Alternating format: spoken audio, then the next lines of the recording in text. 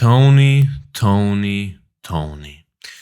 Ferguson has a new fight announcement. He's now fighting Salt Papi on August 30th at Misfits on an influencer boxing card headlined by Rockhold and Darren Till. All about it in this video. Hello and welcome to Bloodsport MMA. Salam alaikum. Alaikum salam. Guys, it's a sad day. When I saw this announcement, I was just thinking to myself, like, why, Tony? Why? Why are you doing this to the fans, to yourself, to your family, to everyone? Let's look into it. So I saw, it was not this post, but I saw a post on Instagram that Tony Ferguson is boxing a guy called Salt Papi.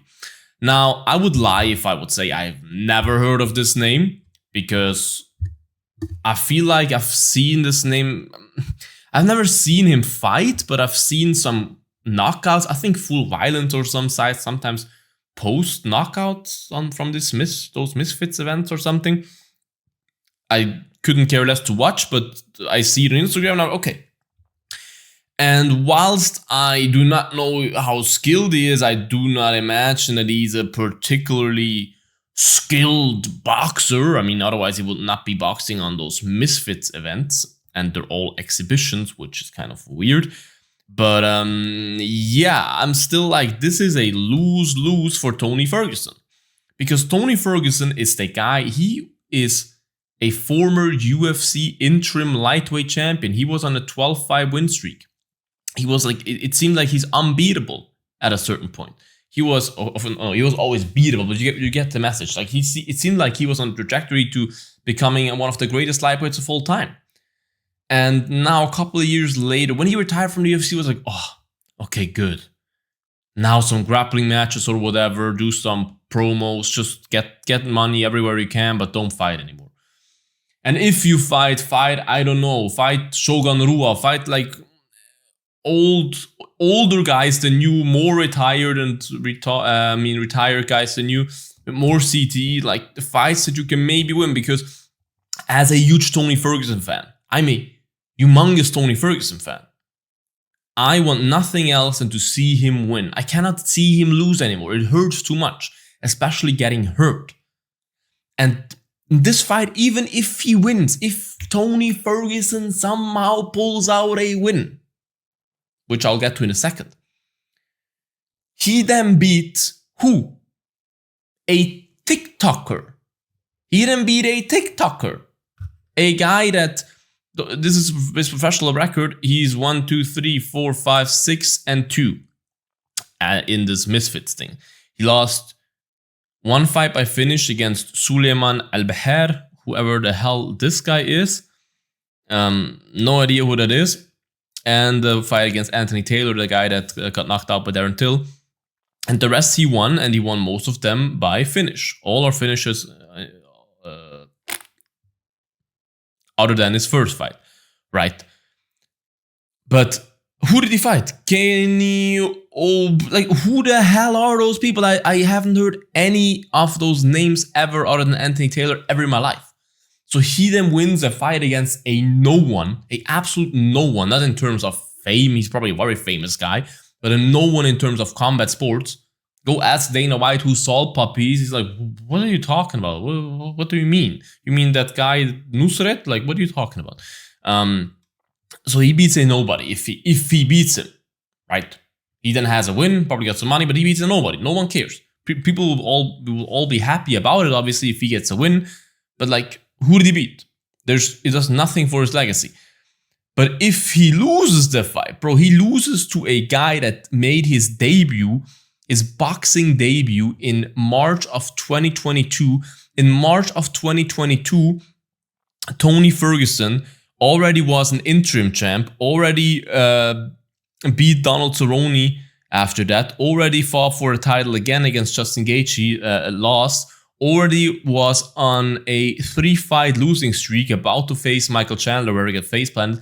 That's when the other guy made his boxing debut, and he probably started training like a couple months before his debut, right? Before that, like whilst Tony was in all those wars, the other guy was making TikTok dance videos.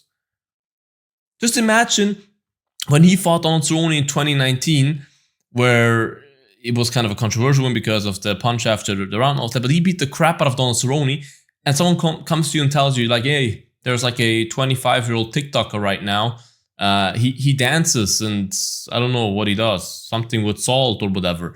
He's gonna beat Tony Ferguson one day. You're like, the hell are you talking about? Are you crazy? Now we're 2025 and it's freaking possible because Tony Ferguson 1, 2, 3, 4, 5, 6, 7, 8 fight losing streak, unheard of. He's 41 years old. He looks as slow as ever. I still love Tony. I love Tony with all my heart, but he's so slow. He looks horrible on the feet. Tony, most of his wins came because he was so tough that you could not finish him, and he always found a way to hurt you after he got hurt himself, to hurt you with his elbows and all of that. He was never a good boxer. He has heavy hands. If he hits you, I can't even talk anymore. If he hits you, it can be lights out.